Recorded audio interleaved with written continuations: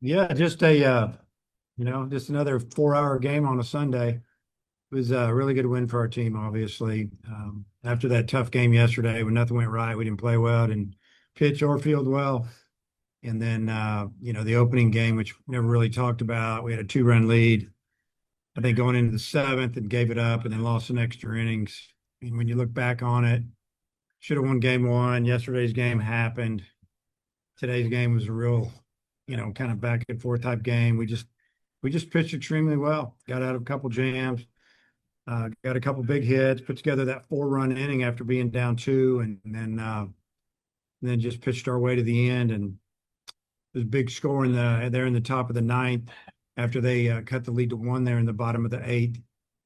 This is a tough place to win and to hold on to games, and I was proud of the team for bouncing back. Tom, go ahead. Hey, Dave, you moved Ryder up into the five hole for the first time, and it looks like it paid off for you. What'd you think of that move?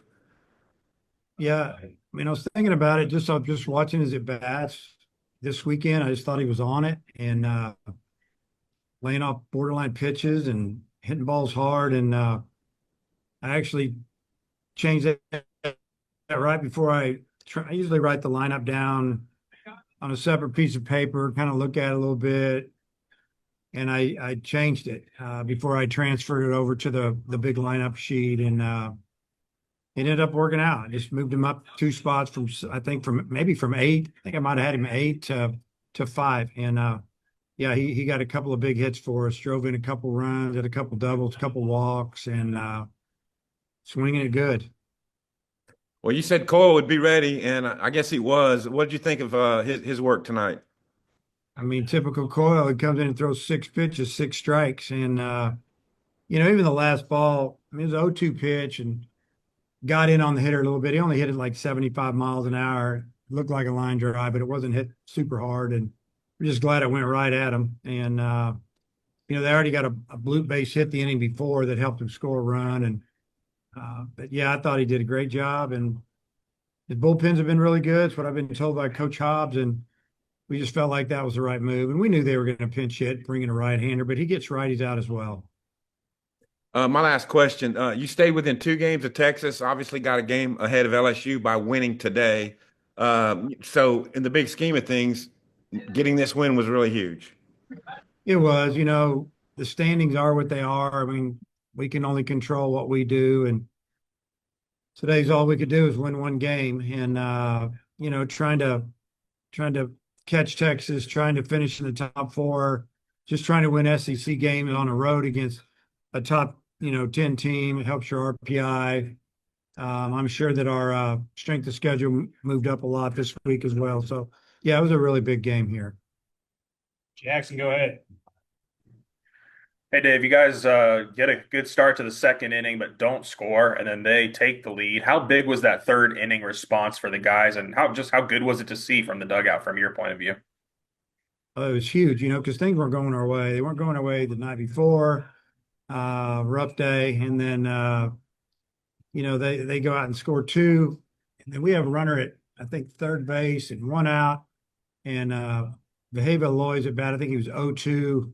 We're thinking, please put the bat on the ball. We got to score one here at a minimum. And then he actually hits a really good ball, line drive to right field, sac fly, and we still had a runner on, I think, second. And then, we ended up scoring 3 more runs, and just missed a 3-run homer, got a double there, and then a big 2-out hit, I think by Cam, and all of a sudden we're up 4-2, and then we just kind of held on. It was 4-3. Then we punched one in the fifth, and they've got some really good arms. I mean, everybody they threw at us that was right-handed was 95 to 100, and even the lefties were pretty good as well. And we did a good job.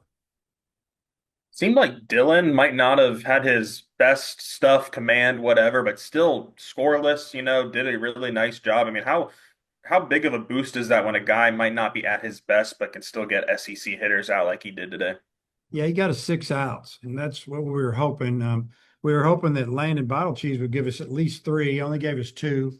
I mean, we had it scripted out a little bit. We knew we had 7 guys available really for today, and counting the starter, and we ended up using 6 guys counting the starter. And yeah, it was big. He didn't have his best stuff, but he kind of just got him out, and a couple of big punch outs, but also just let him hit it a few times, and then we handed it off to Christian. Gibbler too strong today. Now all of a sudden you guys have Gibbler, Dietz, and Coyle just with those three left-handed options. How big of a difference does that make it for the bullpen? It makes it a lot better, that's for sure. And seeing Dietz out there yesterday was big for him, big for us, and just see how he competed in that situation, and just the way the ball was coming out of his hand, getting Coyle back, and then Gibbler was outstanding today. I mean, his fastball was 94, 95, maybe 96, and that's the best it's been all year. And then breaking ball was nasty, upper 80s. They had trouble. They had trouble figuring out what it was. Hutch, go ahead. Yeah, Dave, I was going to ask you about Christian. Just what did you think of his outing today? Gave you 5 outs, 3 strikeouts. Just how do you think he threw today? He's, it'd be like 2-0 count, then you get a strike, and maybe go 3-0, 3-2, excuse me, and then he kept getting outs, kept throwing that strike when he needed it. His fastball, they had trouble squaring it up. The first couple of hitters, he couldn't land anything but a fastball, so then they were just sitting on it. And then he finally landed a couple of his off-speed pitches, and that really helped him get it through a few more hitters. And but yeah, he did a great job getting this, 5 outs. And you brought Jimenez back today. He wasn't, maybe as sharp as he's been all year, but much better than Friday. Just kind of, what did you see from him this weekend? Yeah, I mean, his stuff was good. His velocity was good, and just his first outing the other night. I mean, he got you guys were watching, probably got a quick out, struck a hitter out, and then I think he gave up a slap hit to left on a guy kind of beat our shift, and then he walked people, and they gave up a couple hits, which is really unusual to see him walk people like that. And then today, was sharp for a couple hitters, gave up a ground ball single, kind of a CNI single, and then he walked here, and we thought, that's good, and let's just go to Coyle, and it worked out. Hey, Daniel, wrap us up. Playing the catch.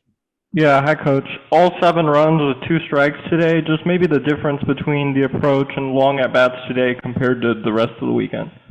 Well, we've done a good job all weekend of getting pitchers' counts up. It's just sometimes you get the hit, sometimes you don't. But our guys did fight. I mean, we struck out 10 times, but we struck them out 15.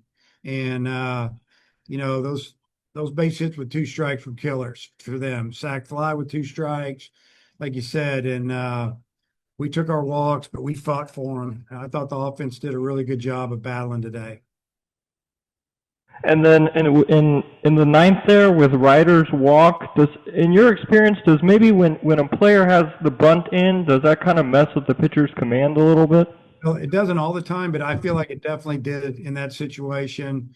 I think every time he squared around it, the pitcher's vision, he left everything up. Even the ball that they said he bunted out when he tried to pull back, that was way up as well. He threw him 5 balls in a row. All right, Coach, thanks for your time. Okay.